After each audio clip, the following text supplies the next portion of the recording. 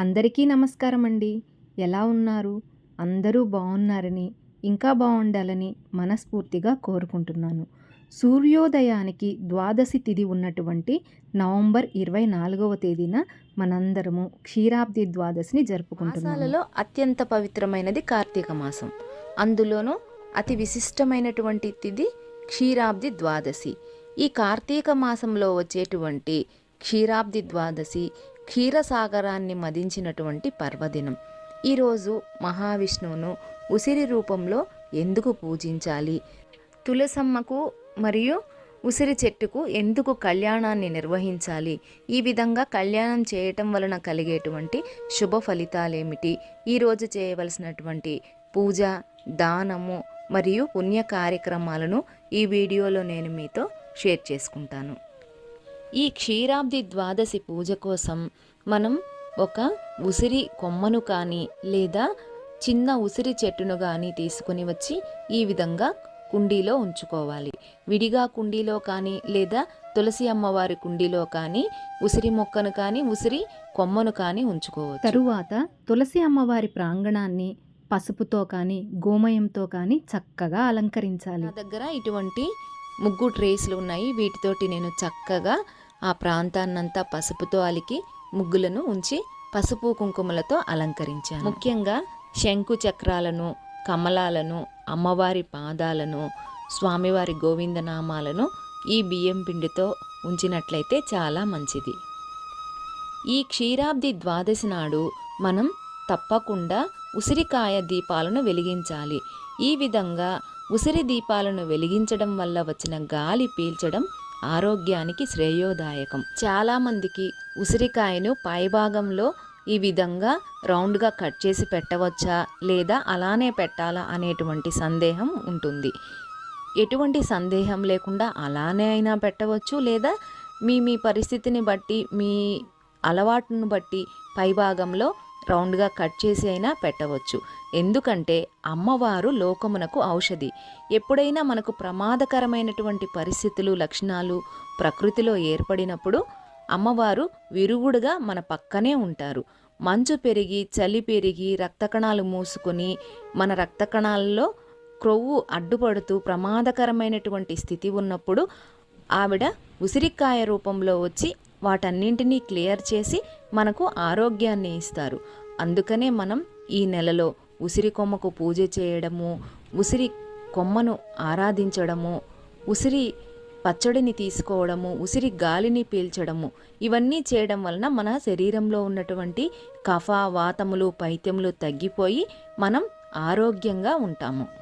ఈ విధంగా నేను క్షీరాబ్ది ద్వాదశి పూజ కోసం ఉసిరి దీపాలను, వెండి ప్రమిదలను, మట్టి ప్రమిదలను పీఠం మీద సిద్ధం చేసుకున్నాను. అమ్మవారికి ఎంతో ప్రీతికరమైనటువంటి కమలాలను సమర్పించి, అలాగే పీఠాన్ని, దీపపు ప్రమిదలను నా దగ్గరున్నటువంటి పువ్వులతో ఎంతో అందంగా చక్కగా అలంకరించాను. మొత్తం అలంకరణ ఈ విధంగా ఉంది. ఒకసారి మీరు చూడండి. ఏర్పాటు చేసుకున్నటువంటి దీపాలన్నింటినీ ఏకహారతితో వెలిగించాను. కార్తీక మాసంలో వచ్చేటువంటి ప్రతి తిథి చాలా గొప్పది. మనకు కార్తీక మాసంలో వచ్చే శుక్లపక్ష ఏకాదశి రోజున ఆషాఢ మాసంలో నిద్రించినటువంటి స్వామి ఈ ఏకాదశి నాడు నిద్రలేస్తాడు. ఆయనది మనలాగా తామసిక నిద్ర కాదు. ఆయన లోకంటితో మనం ఆయనకు ఎంతవరకు ఉపాసన చేస్తున్నామో గమనిస్తూ ఉంటారు. మన దేహంలో ఉన్నటువంటి జీవుడు ఉపాసన ఎంతవరకు చేస్తున్నాడు అన్నటువంటిది ఆ విష్ణుమూర్తి గమనిస్తూ ఉంటారు. అలా నిద్రలేచినటువంటి విష్ణుమూర్తి మరునాడు ద్వాదశి రోజున తులసి బృందావనంలోనికి ప్రవేశిస్తారు. ఇలా ప్రవేశిస్తాడు కాబట్టే మనము ఆ రోజు తులసి కళ్యాణం చేస్తాము.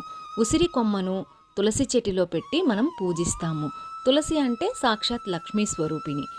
ఉసిరిక చెట్టు తులసి కోటలో పెట్టి కళ్యాణం చేసి ఆ రోజు సాయంకాలం ఉసిరికాయల మీద ఒత్తులను వెలిగించి మనం దీపాలను వెలిగిస్తాము. ఆ గాలిని పీల్చడం వలన మన ఆరోగ్యం ఎంతో శ్రేయోదాయకం. దీపాల వెలుగులో స్వామి అమ్మవార్లు ఎంత కళకళలాడుతున్నారో కదా. మన అందరినీ ఆశీర్వదించడానికి స్వామివారు, అమ్మవారు మన ఇంటికి వచ్చినట్లుగా ఉన్నది కదూ. తరువాత అమ్మవారికి పసుపు కుంకుమలను సమర్పించాను. మనం యథావిధిగా ఎప్పటిలాగే ముందు వినాయక స్వామిని పూజించాలి. ఎటువంటి విఘ్నం కలగకుండా పూజను పూర్తి చేయమని నా దగ్గర ఉన్నటువంటి వినాయక స్వామిని ఒక పీఠం మీద ఏర్పాటు చేసుకొని పువ్వులతో అలంకరించాను. స్వామివారికి అర్ఘ్య పాద్యాదులను, ధూపాన్ని, దీపాన్ని, నైవేద్యాన్ని సమర్పించి హారతిని ఇవ్వాలి. ఈ క్షీరాబ్ది ద్వాదశి వ్రత అనంతరము పరమ భాగవతోత్తముడు, ద్వాదశి వ్రత ప్రియుడైనటువంటి అంబరీషుడి యొక్క కథను తప్పక చదవవలెను. కార్తీక శుద్ధ దశమి రోజున పగలు మాత్రమే భుజించి ఆ తరువాతి రోజు అనగా ఏకాదశి రోజు ఏ వ్రతము చేయకుండా పూర్తిగా ఉపవాసం ఉండి ద్వాదశ గడియలు వచ్చిన తర్వాత మాత్రమే భుజించాలి. లౌకికంగా చూసినట్లయితే తులసి ఆరోగ్యప్రదాయిని, ఆధ్యాత్మికంగా చూసినట్లయితే శ్రీ మహావిష్ణువుకు తులసి అత్యంత ప్రియమైనది. కార్తీక శుద్ధ ద్వాదశి రోజు తులసి అమ్మవారికి శ్రీకృష్ణుడితో వివాహం జరిపించడం ద్వాపర యుగం నుంచి మనకు ఆచారంగా వస్తోందన్నది ఐతిహ్యం. లక్ష్మీదేవి అవతారమైనటువంటి రుక్మిణికి తులసి పట్ల వల్లమాలిన ప్రేమ. గోపికల యొక్క మనస్సును దొంగిలించినటువంటి మాధవుడిని తులసిలో ఆవాహన చేసుకుని తానే తులసి మొక్కననుకుని రుక్మిణి పరవశించిపోయేదని పద్మపురాణం చెబుతుంది. అందుకే గోపాలుడికి సైతం తులసి అంటే ఎనలేని ఇష్టం. అందువల్లనే తులసిని విష్ణుప్రియ అని సంబోధిస్తారు. మనం ఈ ద్వాదశి వ్రతంలో ముందుగా వినాయక స్వామిని పూజించిన తరువాత ఉసిరి చెట్టుకు విష్ణు సహస్రనామాన్ని కానీ విష్ణు అష్టోత్తర శతనామావళిని కానీ చెప్పుకుంటూ పువ్వులతో అర్చించాలి. సముద్ర మదనంలో ఉద్భవించినటువంటి శ్రీలక్ష్మిని శ్రీహరి పెళ్లి చేసుకున్నాడు. తరువాత ఉద్భవించినటువంటి తులసి సైతం శ్రీహరినే పెళ్లాడాలని భావించి శ్రీహరిని ప్రార్థిస్తుంది. అప్పటికే లక్ష్మీదేవి విష్ణువుకు భార్య అయ్యుండటం వలన లక్ష్మి ఆమెకు సహసతి అంటే సవతిగా ఉండేందుకు నిరాకరించింది. అప్పుడు తులసి అమ్మవారు చిన్నబుచ్చుకుంటారు. విష్ణుమూర్తి కాలక్రమంలో శాలిగ్రామ రూపంలో తులసి అమ్మను వివాహం చేసుకుంటానని వాగ్దానం చేస్తాడు. అప్పుడు ఆమె బృంద అనేటువంటి పేరుతో విష్ణునామాన్నే స్మరిస్తూ క్షేత్రయాత్రలు చేస్తూ ఉంటుంది. జలంధరుడనే రాక్షసుడు బృందను రాక్షస వివాహం చేసుకుంటాడు. కానీ ఆమె ఆ అసురుడికి లొంగకుండా అసాధ్యవతిగా ఉండిపోతుంది. నారాయణ మంత్రం జపిస్తూ నన్ను తాకినప్పుడు మాత్రమే నీ వల్ల నా కన్యత్వానికి భంగం కలుగుతుందని బృంద జలంధరుడికి చెప్తుంది. అసురుడిగా పుట్టి అసుర జాతికే శత్రువైనటువంటి నారాయణ్ణి స్మరించలేనని జలంధరుడు అంటాడు. రాక్షస దుశ్చర్యలు చేస్తూనే ఉంటాడు. కానీ జలంధరుడికి మరణం రాకుండా ఆమె యొక్క కన్యత్వమే అసురుణ్ణి కాపాడుతూ ఉంటుంది. రాక్షసుణ్ణి సంహరించాలని శివకేశవులిద్దరూ ఎన్నో ప్రయత్నాలు చేసినా బృంద కన్యత్వం అతన్ని రక్షిస్తూ ఉంటుంది. అప్పుడు విష్ణుమూర్తి జలంధరుడి రూపం ధరించి నారాయణ మంత్రం జపిస్తూ బృంద కన్యత్వాన్ని దోచుకుంటాడు. విష్ణువును పెళ్లాడాలనుకున్న తాను సచ్చీలత కోల్పోయానని భ్రమించి ఆమె గండకీ నదిలో పడి ప్రాణత్యాగం చేస్తుంది. దీనితో జలంధరుడిలోని బలం హీనమై శివుడి త్రిశూలం వల్ల మరణిస్తాడు. విష్ణువు నిజం తెలిపేందుకు ఆమెను వెంబడించి తాను సైతం గండకీ నదిలోకి ప్రవేశించగానే శాలిగ్రామంగా మారిపోతాడు. బృంద యొక్క సచ్చీలత, పాతివ్రత్యం కారణంగా పవిత్ర గండకీ నదిలో బృంద దూకగానే తులసి మొక్కగా మారిపోతుంది. అప్పుడు విరించి స్వయాన భూమిపైకి దిగి యాజ్ఞికుడై శాలిగ్రామానికి ఆమలిక అనగా ఉసిరి రూపం కల్పించి ఆ రెండు మొక్కలకు కార్తీక శుద్ధ ద్వాదశి రోజు వివాహం జరుపుతాడు. ఈ పవిత్ర దైవిక సంఘటన జ్ఞాపకార్థం అప్పట్నుంచి ఇదే రోజు తులసి వివాహం జరపడం సాంప్రదాయమైంది. తులసిని మాతగా, ఉసిరి మొక్కను దామోదరుడిగా పూజించడం ఆనవాయితీ అయినది మనకు. తులసి కళ్యాణం చేయడం వలన మనకు కన్యాదాన ఫలితం దక్కుతుంది. తులసి కళ్యాణం చూసిన కన్యకు ఏడాది లోపలే విష్ణువు లాంటి వరుడితో పెళ్ళవుతుందని పలువురు నమ్ముతారు. ఈ విధంగా తులసి చెట్టుకు, ఉసిరి కొమ్మకు పూజను నిర్వహించిన తరువాత ధూప దీప నైవేద్యాలను సమర్పించి కర్పూర హారతిని ఇవ్వాలి. ఈరోజు ప్రత్యేకంగా పూజ చేసుకుంటున్నాం కనుక వీలైతే పంచహారతిని ఇచ్చినట్లయితే ఎంతో శుభదాయకం.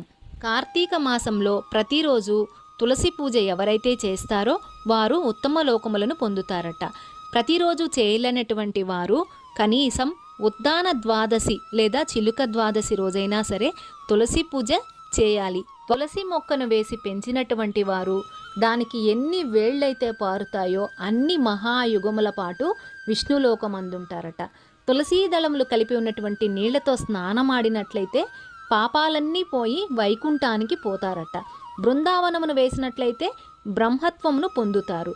తులసి ఉన్న ఇంటిలో కాపురం చేస్తే, తులసి తోట వేసిన, తులసి పేరును పెట్టుకున్న, తులసీ దళమును మనం తిన్నా పాపాలన్నీ పోతాయట. క్షీరాబ్ది ద్వాదశికి సంబంధించినటువంటి పూర్తి సమాచారాన్ని అందించాననే అనుకుంటున్నాను.